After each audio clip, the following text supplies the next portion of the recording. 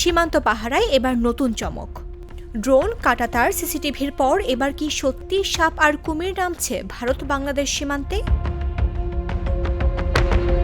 ভারতের নতুন এক ভাবনা ঘিরে শুরু হয়েছে তুমুল আলোচনা। সীমান্তের নদী ও জলাভূমি এলাকায় যেখানে কাঁটাতার বসানো কঠিন, সেখানে অনুপ্রবেশ ঠেকাতে সরীসৃপ ব্যবহার করা যায় কিনা এমন প্রস্তাবই খতিয়ে দেখছে দেশটির সীমান্তরক্ষী বাহিনী বিএসএফ।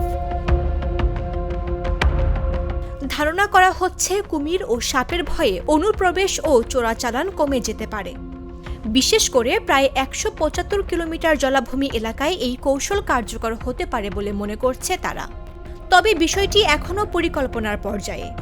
বাস্তবে এটা কতটা সম্ভব তা নিয়ে রয়েছে নানা প্রশ্ন। সরীসৃপ সংগ্রহ, পরিবেশের ওপর প্রভাব এবং সীমান্তবর্তী মানুষের নিরাপত্তা সবই বড় চ্যালেঞ্জ। তাহলে প্রশ্ন একটাই, সীমান্ত সুরক্ষায় এই ভয়ভীতি কৌশল কি সত্যিই কাজে দেবে নাকি নতুন বিতর্কের জন্ম দেবে? 200-র বেশি সার্ভিস ও ফিচারে লেনদেনের সব বিকাশ অ্যাপে সম্ভব।